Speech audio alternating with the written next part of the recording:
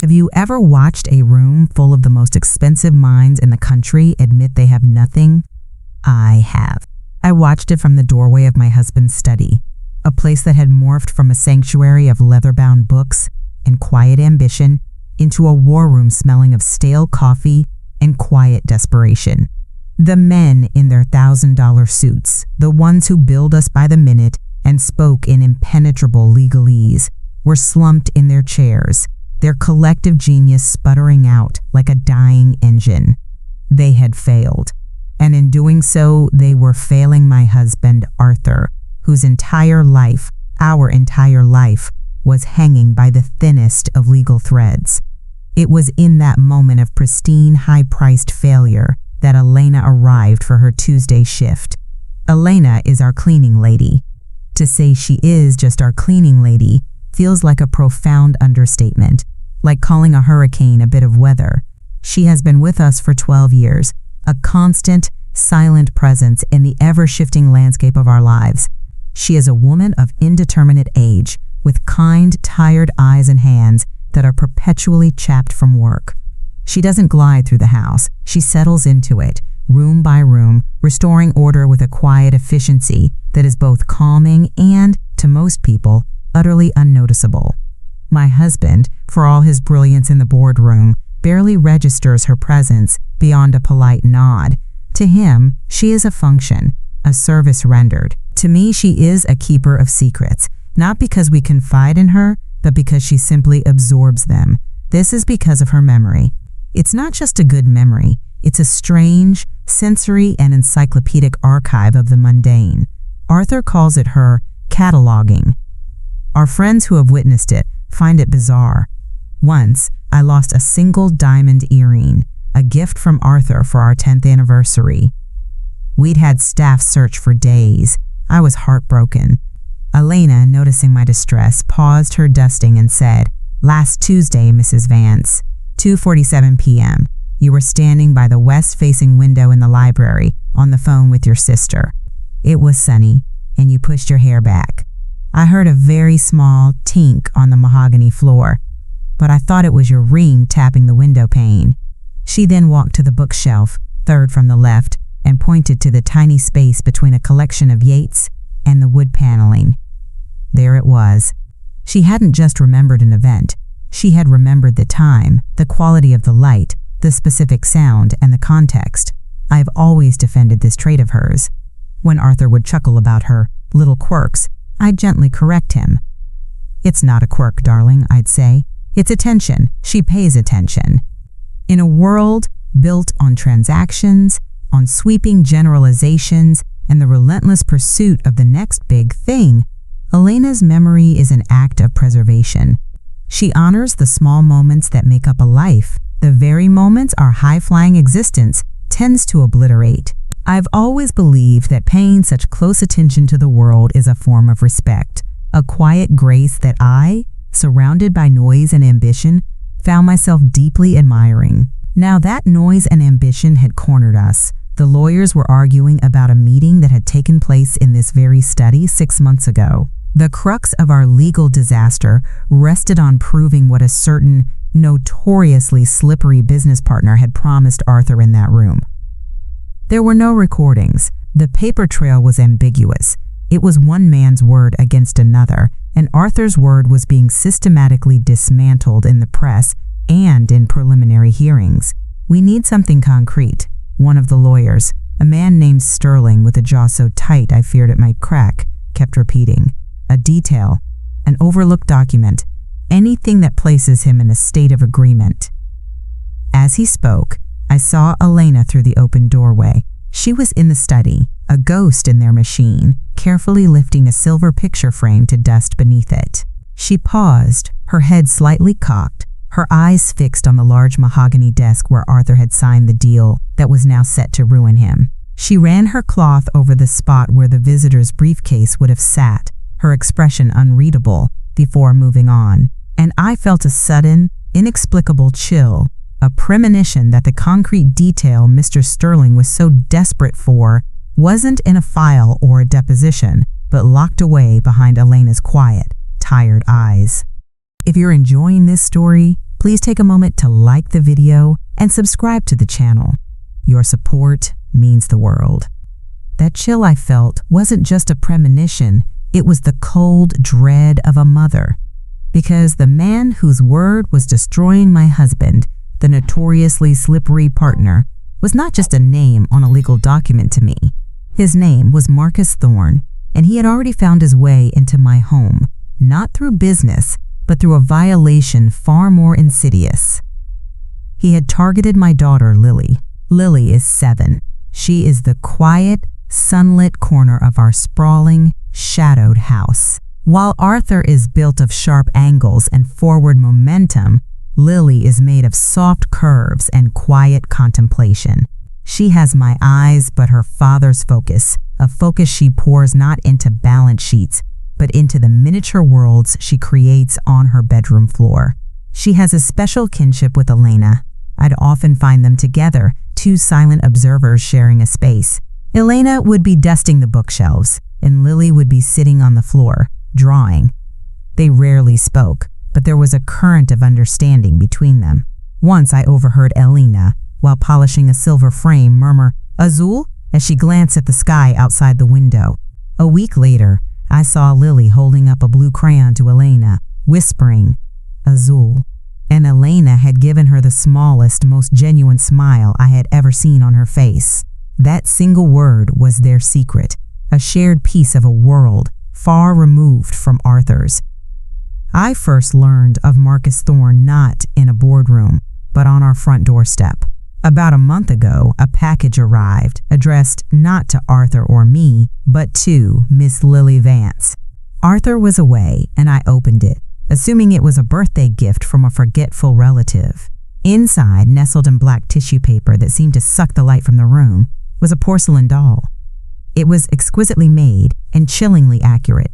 It had Lily's honey blonde hair, her serious blue eyes, and it was dressed in a miniature replica of the green velvet dress she had worn to our last family holiday party. My blood ran cold. Tucked into the doll's hand was a small, crisp card. It wasn't signed. The typed message read, "A beautiful doll for your little star. She has a bright future." When I showed it to Arthur that night, he saw it as a power play, a distasteful but ultimately harmless piece of corporate intimidation. "He's trying to get under my skin, that's all," he'd said, his jaw tight as he tossed the doll and its box into a bin in the garage. Don't let him. But he didn't understand. Thorne hadn't just sent a gift. He had sent a message. "I see you. I see your daughter. I know what she wears. I can get to what you love." It was an act of psychological warfare aimed directly at the heart of our family. While Arthur saw a business threat, I saw a predator who had just tested the locks on my child's door. And as I stood there watching Elena in the study, her hands tracing the history of that disastrous meeting, I knew the stakes weren't just about money or reputation anymore. This was about Lily, and the only person who might have the key to stopping Marcus Thorne wasn't a $1,000 lawyer, but the quiet woman who knew the difference between the sound of a ring tapping on glass and a diamond falling on a mahogany floor. The lawyers finally left, their expensive briefcases snapping shut with a sound of final, hollow defeat. The silence they left behind was more oppressive than their chatter had been. It filled the study, seeped into the hallway, and crept up the grand staircase, a heavy blanket of failure smothering our home. I stood there for a long time, listening to the house settle, the knot of dread in my stomach twisting tighter. Tuesday was over. Elena had gone home. But the image of her hand on Arthur's desk, a silent archivist of our downfall, was burned into my mind. The next morning, the silence was different. It was 9:15 a.m. and the house was still. Too still. Elena's Tuesdays and Fridays began at 8:30 a.m. on the dot. In 12 years, she had never been late. Not once. Not for snowstorms. Not for transit strikes. Not even the day her own husband had been in the hospital for a minor surgery. I found myself pacing the kitchen, my coffee growing cold. At 9:30, I called her mobile. It rang and rang before clicking over to a generic voicemail greeting. My heart began to thud against my ribs with a sick, heavy rhythm. I scrambled for the emergency contact list I kept in my desk drawer, my fingers fumbling with the file tab. Her son, Matteo. I'd only met him once, a quiet, polite young man who shared his mother's kind eyes. I dialed, my breath held tight in my chest. He answered on the first ring, his voice a thin, reedy sob that barely held together. "Mrs. Vance?" "Matteo? It's Caroline Vance. Is your mother all right?" "She didn't come in this morning." A choked sound came through the phone, the sound of a boy trying desperately to be a man in the face of something terrible. Last night she was walking home from the bus stop," he stammered, his words punctuated by ragged breaths. "A car. It came out of nowhere. It hit her. It didn't even stop, Mrs. Vance." The floor seemed to drop out from under me. I gripped the edge of the desk, the polished wood cold against my knuckles. "Oh, God! Matteo, is she?" "She's alive," he said, the words a small island of relief in an ocean of horror. A broken leg, 3 ribs, a bad concussion. "The doctors say she's lucky." He paused, and his voice dropped to a whisper, laced with a confusion that chilled me more than the news itself. "The strange thing is, she said she wasn't surprised. She told me she thought someone was watching her for the last few weeks. She said she was worried about the man from the big house." The man from the big house. Marcus Thorne. He hadn't just tested the locks, he had kicked the door in. He hadn't just sent a doll, he had sent a 2-ton message of steel and speed. This wasn't a power play anymore, this was a purge. He was cleaning up loose ends, and he had tried to erase the one person who carried the truth in the catalog of her mind. He had put his hands on Elena. He had done this to protect his lie, to bury my husband, to keep the shadow of his threat hanging over my daughter. I hung up the phone, a glacial calm descending over my panic. The time for observation, for admiration, for quiet dread was over. I walked out of the study and up the stairs, my steps silent on the thick runner. I pushed open Lily's door. She was asleep, her small chest rising and falling in the soft morning light, her blonde hair fanned out on the pillow. The porcelain doll was long gone, but the ghost of its presence lingered. Thorne had mistaken my quiet for weakness. He had mistaken Arthur's focus on the law as the only battlefront. He had mistaken Elena for an invisible, negligible function. They were all mistakes. He had brought the violence to our door, and in doing so, he had given me my purpose. I would not wait for Arthur's lawyers. I would not wait for a man in a suit to save us. I knelt by my daughter's bed, my promise a silent, ferocious vow in the quiet of her room. He will not touch you. He will not touch us again. Thorne had hurt Elena to silence a memory. I would go to her. I would sit by her hospital bed, and I would retrieve that memory. And then I would use it, not as a legal detail, but as the weapon it was always meant to be. I would burn his world down with the truth. My first call was not to the police, but to Sterling. Fury is a powerful engine, but I knew I was a novice navigating a war zone. I needed a guide, even one I didn't fully trust. I explained everything in short, clipped sentences. Elena's accident, the son's testimony, the connection to Thorne. There was a pause on his end, the sound of a carefully considered breath. "Don't go to the hospital yet," he said, his voice stripped of its usual condescension, replaced by something more serious. "Meet me at the 17th precinct in an hour. We'll file a report together." The 17th precinct was a world away from our hushed, carpeted life. It smelled of disinfectant and old paper, a place of harsh fluorescent lights that left no room for nuance. We were led to a small beige interview room and introduced to a Detective Miller, a man whose weary posture suggested he'd already heard every story imaginable and believed none of them. Sterling did the talking at first, laying out the context of the civil case against Arthur, framing it as a high-stakes corporate dispute. I watched Miller's face, looking for a flicker of interest, of alarm. I saw nothing but a practiced, professional blankness. Then it was my turn. I spoke about the doll, about the chill I felt when I saw it, the violation. I described its perfect, horrifying likeness to my daughter. He was sending a message, I said, my voice tight. He was telling us he could get to our child. Miller steepled his fingers. Did you report the package when it arrived, Mrs. Vance? No, I admitted. My husband, he thought it was just intimidation. We threw it away. A small, almost imperceptible sigh escaped him. He made a note on his pad. And your cleaning lady, Elena, did she ever file a report about being followed? She told her son she was worried. I insisted, leaning forward. She was scared of the man from the big house. That's Thorne. It has to be.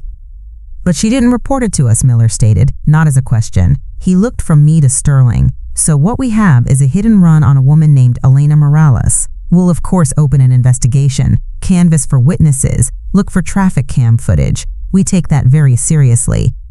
He paused, his gaze settling on me.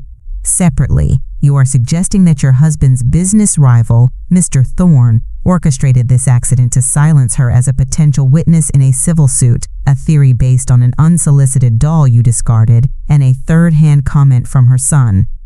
The way he laid it out so clinically made it sound flimsy, hysterical. It stripped away all the terror, all the certainty. You're not listening, I said, my frustration bubbling over. The timing, the threat against my daughter, it's all connected. Mrs. Vance, he said, his tone softening into a patronizing calm that was more infuriating than any argument. I understand you're upset, but from where I'm sitting, I have a traffic accident, and I have a corporate squabble. To connect the two, I need evidence. A witness who saw Thorne's car, a financial record, something more than a feeling. He closed his notepad. The sound was as final as a gavel. We'll investigate the accident. If anything points to Mr. Thorne, we'll follow it. For now, my advice is to let us do our job. The walk back to Sterling's car was silent. The city noise felt distant, muffled by the ringing in my ears. As I buckled my seatbelt, the cold leather a shock against my skin, Sterling finally spoke. He's not going to do anything, Caroline. He said he would investigate. He'll investigate a hit and run, Sterling corrected, his voice flat. He'll assign a junior officer who will file some paperwork that will end up at the bottom of a very tall pile. They see a rich family in a dispute, making accusations. To them, we're a headache. Without a license plate number or a confession, Thorne is untouchable. The system you just appealed to is designed to dismiss you. It's not built for this. I stared out the window at the stream of anonymous cars, each one a potential weapon. The precinct, the detective, the rules, they were a fortress designed to keep people like me out, not to deliver justice. They were another set of expensive men in a room, admitting they had nothing. He was right. We were on our own. The vow I'd made in Lily's room settled into my bones, no longer a passionate cry but a cold, hard fact. If I wanted to protect my family, I couldn't use their system. I would have to build my own.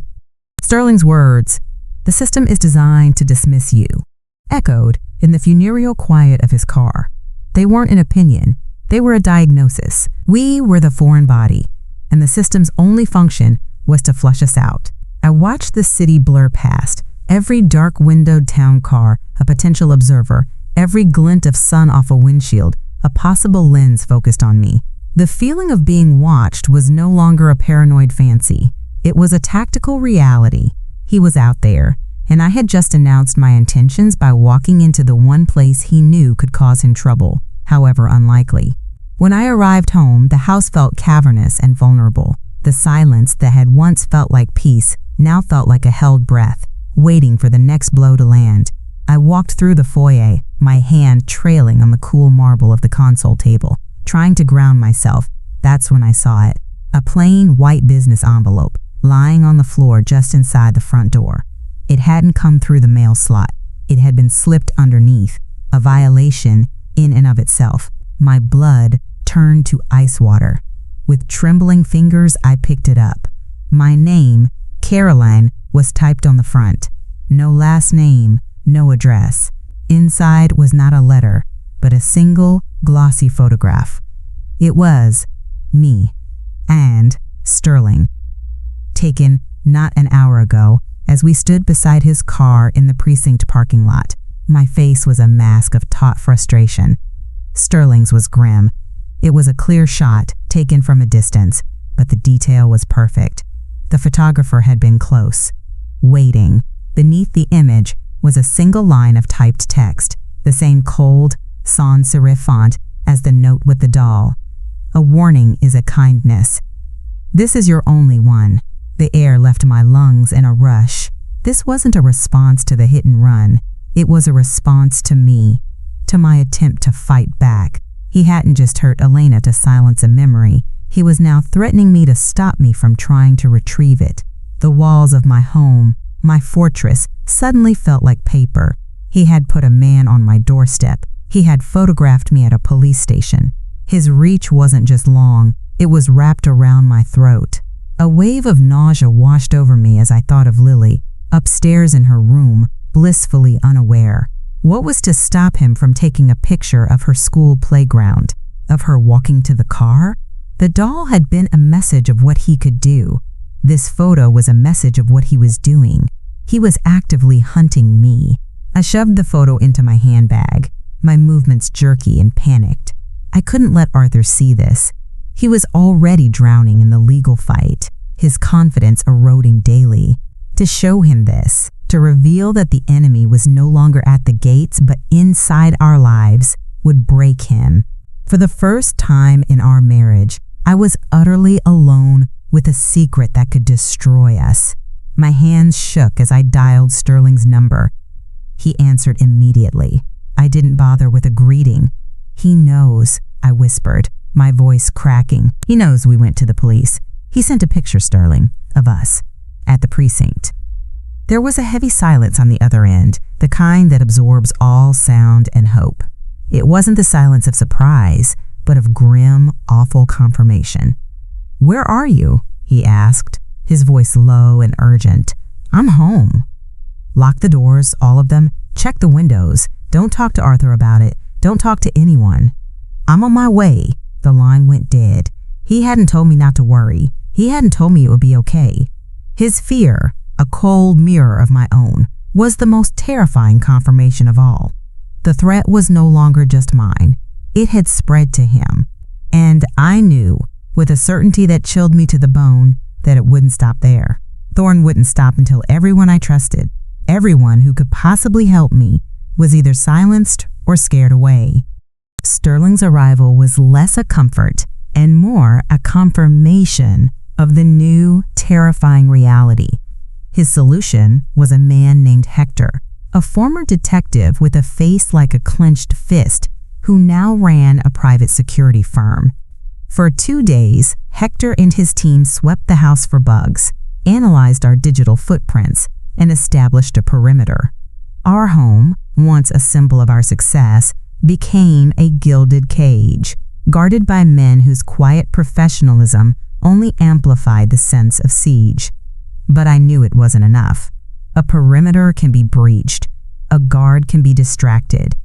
Thorn wasn't playing by the rules of conventional warfare. He was a ghost, and you can't build a wall to keep a ghost out. My promise to visit Elena became a tactical necessity. She was the epicenter of this, the living archive, and Thorn knew it. I had to get to her. On the 3rd day, I convinced Arthur to come with me. He was reluctant, his mind still trapped in the labyrinth of his legal case, but the news of Elena's accident had shaken him, a crack in his self-imposed isolation. We would go to the hospital, just for an hour. Hector would remain at the house. It was there, in the sterile, beeping quiet of the orthopedic ward, that I saw Mateo again. He was sitting by his mother's bed, reading to her in a low, steady voice. Elena was pale, her eyes closed, but a small smile touched her lips. When Mateo saw us, he stood, his mother's quiet grace reflected in his every movement. He assured us she was recovering, that the doctors were optimistic. It was in that moment, seeing the fierce, gentle devotion in his eyes, that an idea, born of desperation and a sliver of trust, took hold. Hector was a stranger, a functionary. Mateo was Elena's son. He had a stake in this. He understood the cost. Arthur and I have to run to a quick meeting with Sterling. It's just down the street. I lied, the words tasting like ash. It won't be more than an hour. Could you possibly sit with Lily until we get back? Hector is here, of course, but I didn't need to finish. He simply nodded. Of course, Mrs. Vance. It would be my honor. That hour was our window, the brief, unforgivable gap in our vigilance. What happened next? I pieced together later from the fractured, whispered account Mateo gave me from his own hospital bed. He told me he and Lily were in the sunroom, building a castle from brightly colored blocks. He was showing her how to make a turret when he heard the sound. It wasn't loud. It was a brittle snap from the living room, followed by the soft, sharp hiss of fractured glass being carefully removed from a frame. It was a sound of deliberate, quiet violence. Mateo didn't hesitate. He didn't call out or investigate. He scooped Lily into his arms, her small body pliant with confusion. We're going to play a new game, he'd whispered, his voice miraculously calm. It's called the quietest mouse. We have to go hide and be completely silent. Can you do that for me, Lily? She nodded, her eyes wide, catching the scent of his fear. He carried her upstairs, not to her own room, too obvious, but to the small, cluttered storage closet at the end of the hall, a space filled with old photo albums and holiday decorations. He settled her behind a stack of dusty boxes, pulled his phone from his pocket, and with trembling fingers dialed 911, whispering their address. He told me he could hear them downstairs, 2 sets of footsteps, one heavy, one lighter, moving with the predator's patience. He heard a voice, a cold, familiar baritone that made the hairs on his arms stand up. It was Thorne. Check the bedrooms first, Thorne commanded. She's here. The footsteps started up the stairs, the sound a death knell on the polished wood. Mateo ended the call and pressed his finger to his lips, his eyes locked on Lily's. The footsteps grew closer, pausing outside Lily's room, then moving on. They were methodical. A sweep, the geometry of a hunt, then silence. A long, terrible pause that stretched for an eternity. Mateo held his breath, praying they had given up. And then the doorknob to their small closet began to turn. The lock was old and flimsy. It gave way with a single brutal kick. The door flew open, flooding the small dark space with the bright light of the hallway. A large, thuggish man I didn't know filled half the frame, and just behind him, silhouetted and absolute, stood Marcus Thorne. His eyes, cold and devoid of anything human, fell on Lily, but Mateo, his mother's son, moved first. He shifted his body, placing himself entirely in front of my daughter, a fragile, human shield. He looked up at the man who had tried to kill his mother, the man who had come for a 7-year-old girl, and in his quiet, kind eyes, there was no longer any fear. There was only a reflection of the fire Thorne himself had started. That reflection of fire in Mateo's eyes was the last thing Thorne expected to see. He had come for a ghost, a memory, and found a guardian. His gaze, which hadn't even registered Mateo, passed over him as if he were furniture, landing on Lily, who was now half hidden behind the boy's thin frame. To Thorne, Lily was not a child. She was leverage, a symbol, the final piece of psychological torture to guarantee our silence. "Move him," Thorne said, his voice a low, bored command directed at the heavy-set man beside him. The thug took a step forward, his large hand reaching for Mateo's shoulder. But Mateo didn't flinch. He didn't brace for the impact. He simply spoke, his voice not loud, but carrying a strange, piercing clarity that cut through the tension and stopped the thug's hand mid-air. "My mother remembers everything, Mr. Thorne." Thorne's head tilted, a flicker of annoyance in his cold eyes. He had come here because he knew that. It was the entire point. She told me, Mateo continued, his voice steady, his eyes never leaving Thorne's. She remembers the sound your briefcase made when you opened it on the desk. The click-click of the latches. She said they weren't brass, like my father's. They were nickel-plated. She remembers the sound they made on the mahogany. A profound stillness fell over Thorne. It was more than a pause. It was a cessation of everything. The air in the closet grew thick and heavy. The detail was so small, so specific, so utterly mundane and correct that it carried the undeniable weight of truth. It was a detail born of his mother's strange sensory archive. Mateo pressed on, his voice dropping to an almost conspiratorial whisper, a verbal grenade lobbed into the silent room. She remembers the blue folder you took out. The one you didn't leave behind. The one with the real term sheets, before you swapped them for the copies Arthur signed. She remembers the watermark on the paper when you held it up to the light, the eagle. She said she was worried you'd forgotten it. It wasn't a threat. It was a statement of fact, and in that moment, Thorne's entire campaign of terror collapsed. He had orchestrated a hit and run to silence one person, to erase one memory, but Mateo's words revealed his fatal error. The memory was not contained. It had been passed on. It was now a virus he couldn't control. His power had always been in the shadows, in the unspoken threat, in the certainty that his secrets were his alone. Mateo, a quiet boy in a dusty closet, had just dragged them all into the light. The thug looked at Thorne, waiting for a command that never came. Thorne himself was frozen, his face a mask of disbelief. He was no longer a predator cornering his prey.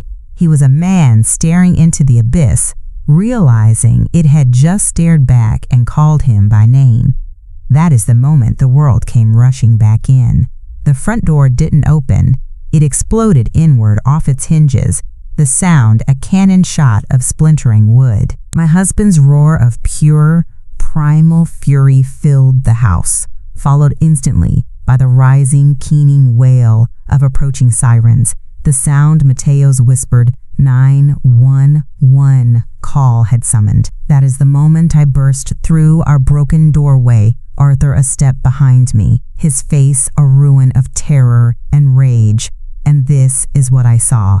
I saw Marcus Thorne not as a titan of industry or a menacing villain, but as a statue of miscalculation, his hand still half raised as if to ward off a ghost.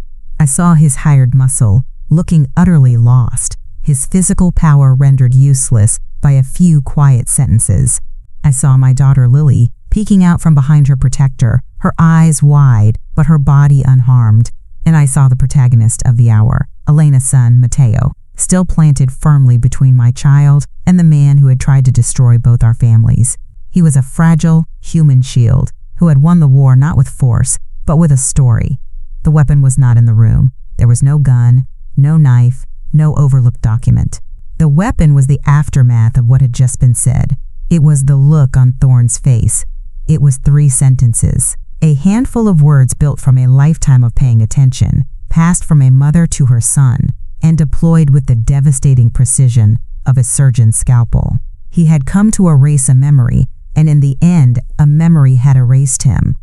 The world was a photograph, a silent, overexposed tableau of my worst nightmare and its unlikely salvation. Thorne, the thug, Mateo, Lily, all frozen in the hallway light. The rising wail of the sirens was the sound of the future arriving, shattering the static moment into 1,000 panicked heartbeats. My body moved before my mind did. A primal, maternal lurch carried me across the threshold, past Arthur's rigid form. My only focus was the flash of blonde hair behind Mateo's shoulder. I reached the closet, my hands finding my daughter, scooping her into my arms. The only thing that mattered was the small, warm weight of her, the reality of her breath against my neck. She didn't cry. Not yet.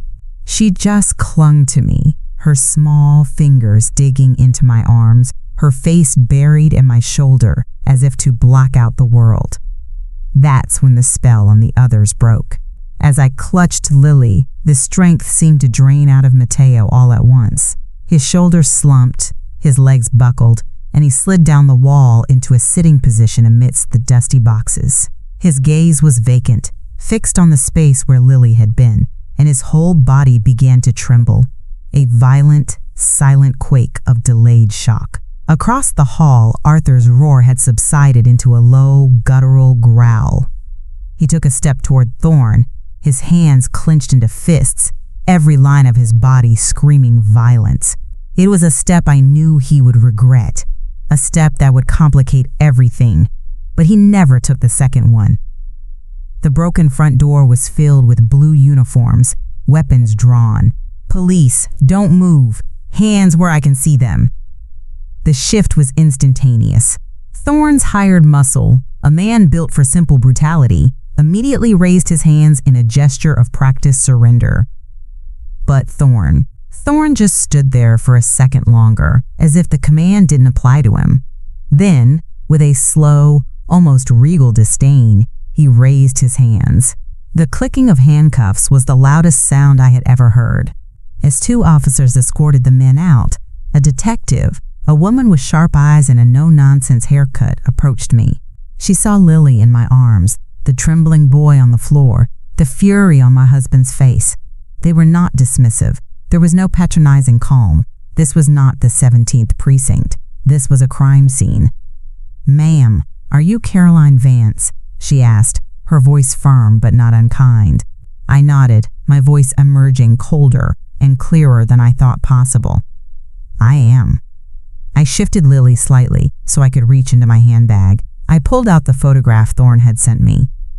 "This is Marcus Thorn," I said, handing it to her. "He sent me this 2 days ago, after I tried to report him for the attempted murder of my cleaning lady, Elena Morales." The detective's eyes widened almost imperceptibly as she took in the picture of Sterling and me. He thought she was the only one who could testify to the fraud he committed against my husband. I continued, my voice a monotone of pure distilled rage. "He put her in the hospital with a hit and run. When he realized I was going to talk to her, he came here. For my daughter." My gaze flickered to the shattered door frame, then back to her. "He broke into my home. His man kicked in that closet door. They were going to take her." I looked over at Mateo, who was now being helped to his feet by a uniformed officer.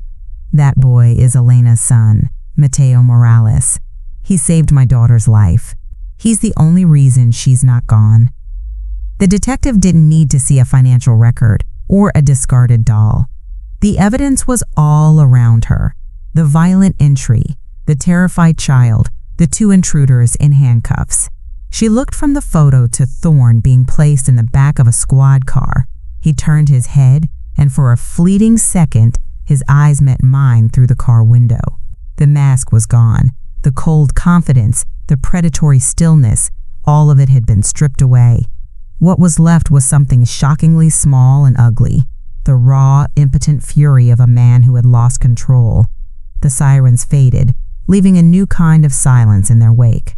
It wasn't the silence of fear. It was the silence of after.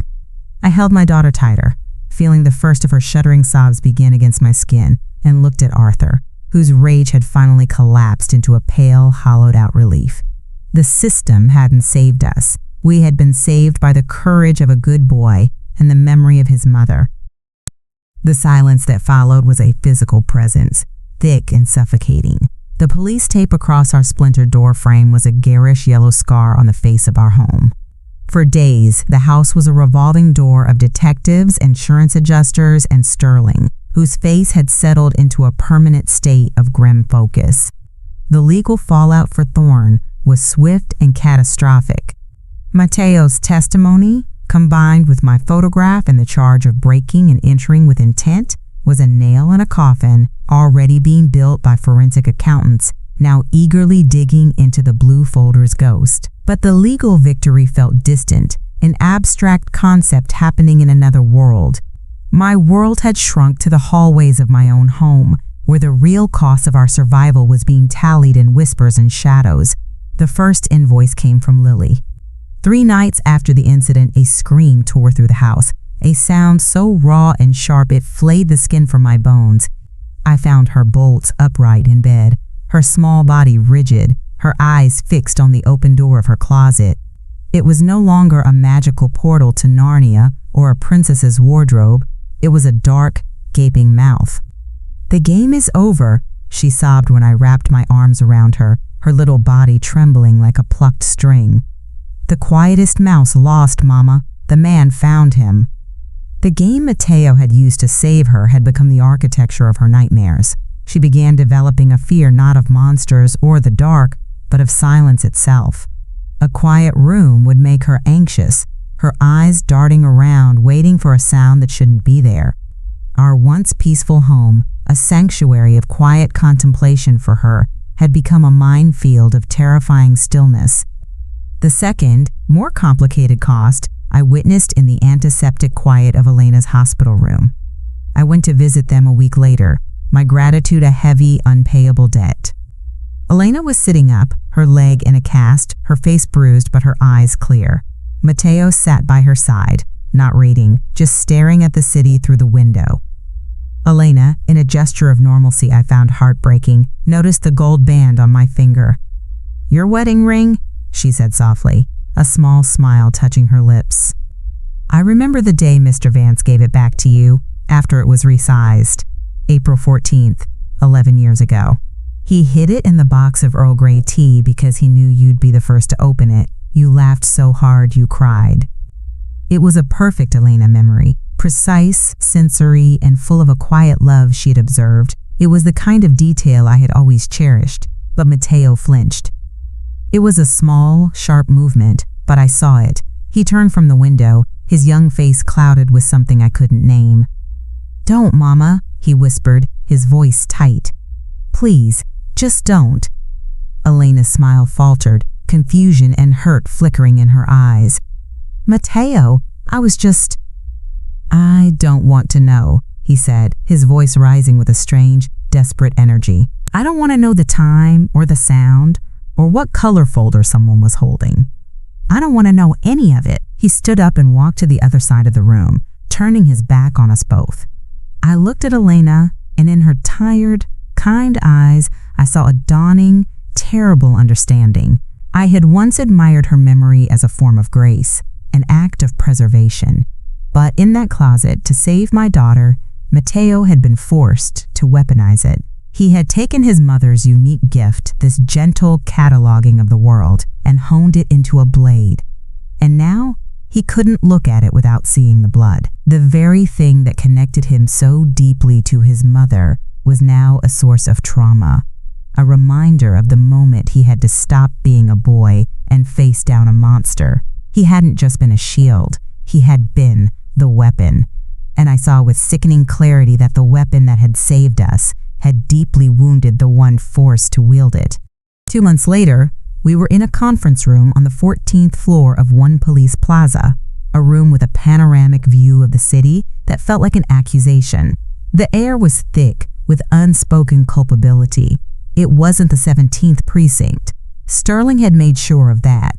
Across the polished table sat Detective Miller, looking smaller and grayer than I remembered, and his commanding officer, a deputy inspector named Diaz, whose face was a carefully neutral mask.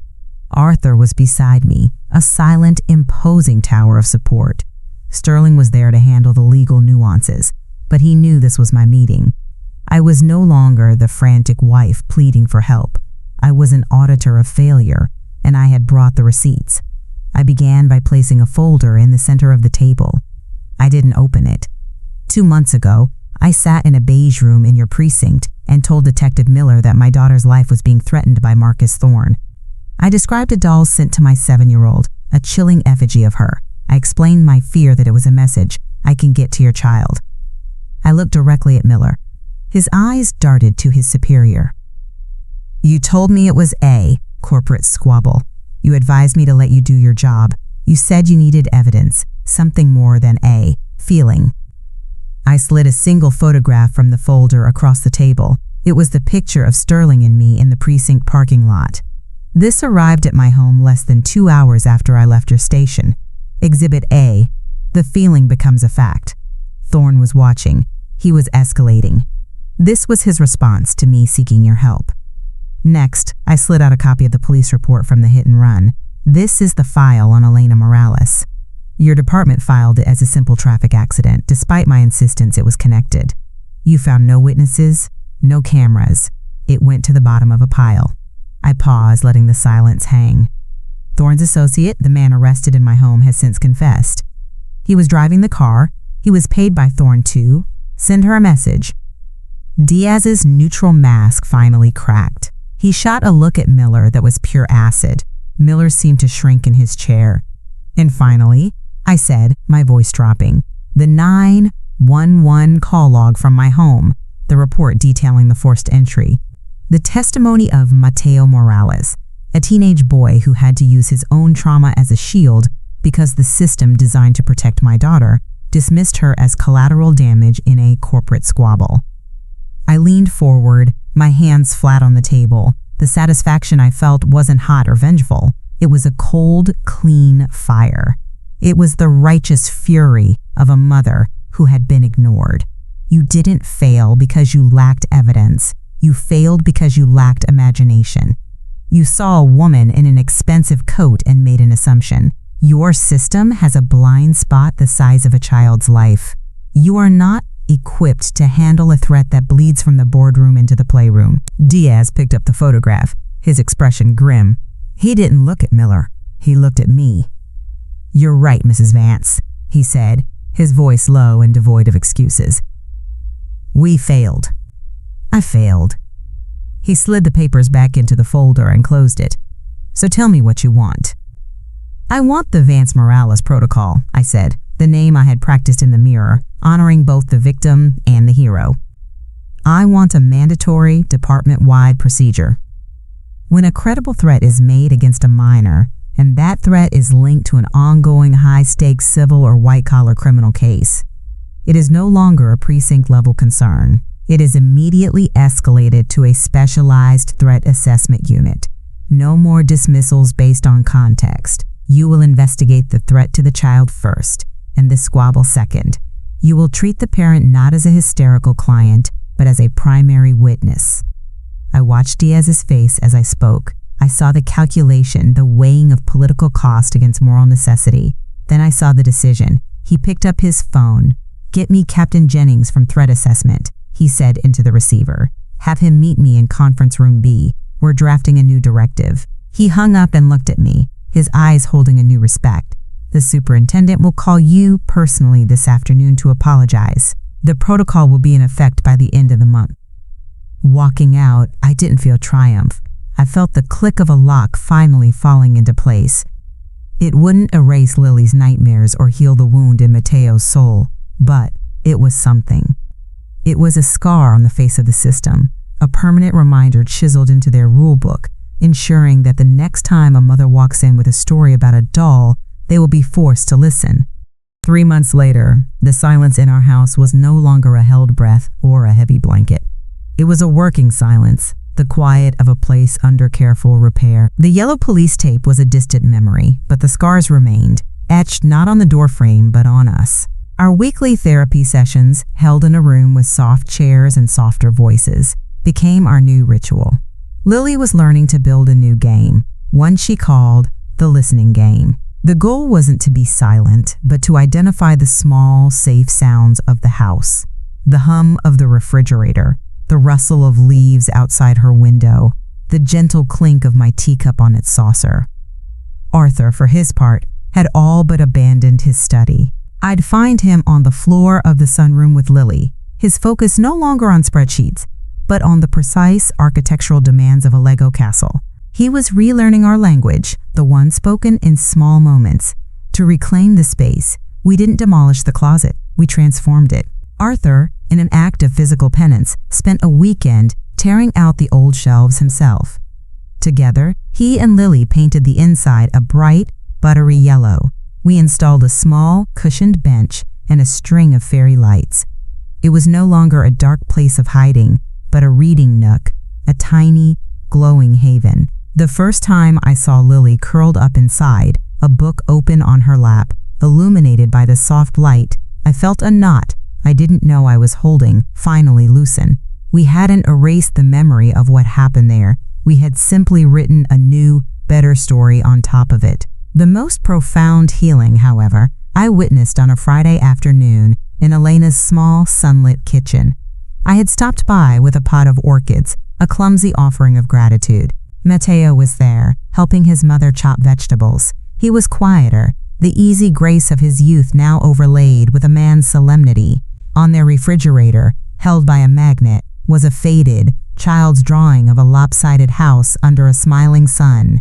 Elena followed my gaze. "June 7th, she said, her voice soft. "2nd grade. He used the last of the green crayon on the grass and was so upset." I held my breath, my eyes involuntarily flicking to Matteo. I saw his hands pause over the cutting board, his knuckles white. The old tension was there, a ghost in the room. He didn't look at me. He looked at the drawing, then at his mother. The silence stretched. I expected the flinch, the tight-voiced plea to stop. Instead, he took a slow breath. "I remember," he said, his voice barely a whisper. He turned to face Elena, and for the first time, I saw not a traumatized boy, but a son looking at his mother. The sun was on my back through the window. I remember being happy. Elena's face crumpled, not in pain, but in a wave of overwhelming relief. A slow, watery smile bloomed. He hadn't just recalled a fact. He had added a feeling. He had taken her gift, the one that had been twisted into a weapon, and made it whole again by infusing it with his own heart. It was no longer just a catalog of what was. He was learning, they were learning, that its true power was in choosing to remember why it mattered. Last Thursday, I stood at the back of a sun-drenched gallery at the Metropolitan Museum of Art, a place that has always felt more like a church than a public space. I was there to observe the inaugural session of the Vance Morales Arts Fellowship, a small program I'd funded to bring art history to life for high school students from under-resourced schools. Matteo was its first guest lecturer. He stood before a 17th century Dutch still life, a canvas riotous with detail. The dewy sheen on a bunch of grapes, the intricate silverwork of a fallen goblet, the fuzzy peel of a half-eaten peach. He wasn't lecturing, he was inviting them in. A student asked about the peeled lemon, a common element in such paintings. "Most guides will tell you it's a symbol of wealth," Matteo began, his voice quiet but clear. "But think about what it took to paint it." The artist, Peter Kleis, would have been in his studio in Harlem, probably in late afternoon. The light coming through the window would have smelled of the canals and coal smoke. To capture that peel, that specific texture, he would have had to hold it, to feel the tiny spray of oil on his fingers, to smell the sharp, clean scent that cut through the air. He paused, his gaze sweeping over the rapt faces of the teenagers. He didn't just see a lemon, he paid attention to it. He's asking you to do the same, to not just see it, but to smell it, to feel it. Watching him, I felt the last shard of ice in my heart finally melt. He had taken his mother's gift, that profound sensory attention, and was now teaching others not what to see, but how to see. He was using it to share beauty, to build bridges into the past, to illuminate the small, sacred details that make up a world. The weapon had been reforged into a key. Our own world has been slowly, carefully rebuilt. Lily's reading nook is her favorite place in the house, a tiny kingdom of yellow light where the only rule of the listening game is to find the sounds that mean she is safe. She didn't vanquish the silence. She befriended it piece by piece. Arthur finds his own peace beside her, his $1,000 suit swapped for jeans, his hands building Lego turrets with an engineer's precision and a father's love. He is present in a way he never was before. I had once thought Elena's gift was a passive act of preservation, a quiet archival of the world as it washed over her. But I was wrong. The events in that closet taught Matteo, and by extension, all of us, a deeper truth. The power isn't just in the remembering, it's in the choosing. It's in the conscious decision of where to focus your attention. You can catalog the cold click of a briefcase latch that signals a threat, or you can catalog the way afternoon light warms a wooden floor.